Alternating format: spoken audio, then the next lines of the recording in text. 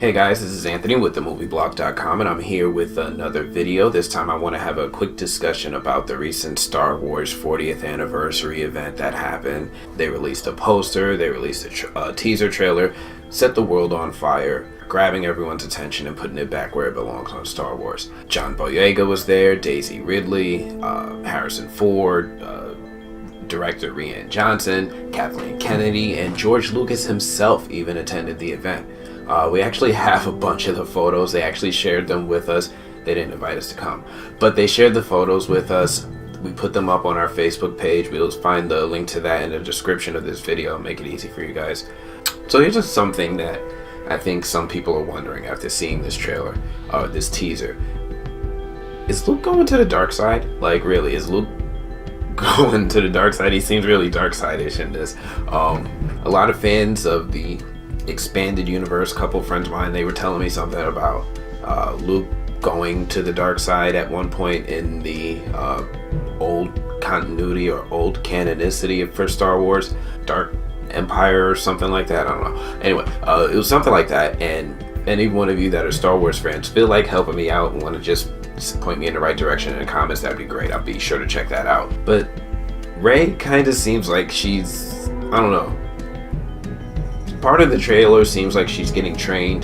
That one opening thing almost implies like she could be running for her life. I'm not really sure. Somebody is standing there, standing on this cliffside, swinging around a green lightsaber, but Rey's lightsaber's blue.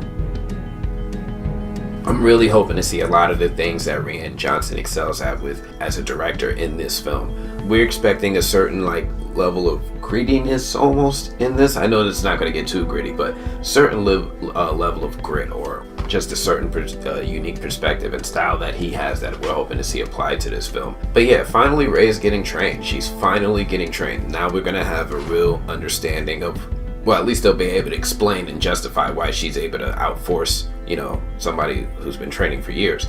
But she's actually going to get trained now. So what are her power levels going to be? What's her skill set going to be? She's actually learning how to hone these things rather than just discerning bits and pieces from those who have the abilities around her. Are we sure Luke is training Rey? Who else do we know that could possibly be training Rey? It's a stretch. I don't think Luke is going to the dark side. I think that it's a red herring. I think, so hold on, let's go back a little bit. Everything that was Star Wars was thrown out of canonicity if it wasn't part of the movies. What wasn't thrown out was, a handful of things, and the Star Wars Clone Wars cartoon show that came on Cartoon Network.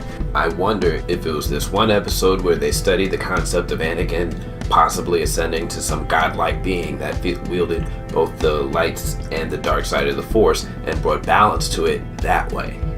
Not just, overcoming one side or one side overcoming the other or being the victor in this eternal struggle, but actually wielding both and bringing balance to it.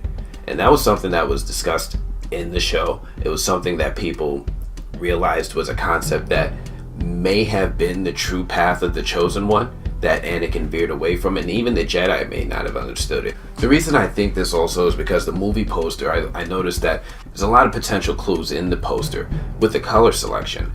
There seems to be a balance of light side Force blue and dark side of the Force red, and this person at the bottom, seemingly Rey, wielding a lightsaber where this color is emanating from, and maybe even having the power to wield both sides. Listen, I know it's a stretch, but I always wondered what it was about the Clone Wars cartoon that allowed it to make the cut. I always felt like it was probably because they're going to borrow or be inspired by some of the concepts introduced in the Clone Wars that couldn't be found anywhere else. And rather than reinvent the wheel, because it didn't conflict with any of their plans for storytelling moving forward, they just allowed it to made within canonicity. That's my 2 cents. That's my theory on it. That's what I was thinking about after watching this Star Wars trailer. I don't know what you guys were thinking about. This is where my mind went. But if you're new here to the movie blog and you like this video, make sure that you drop a like. That's all I got for now. Peace.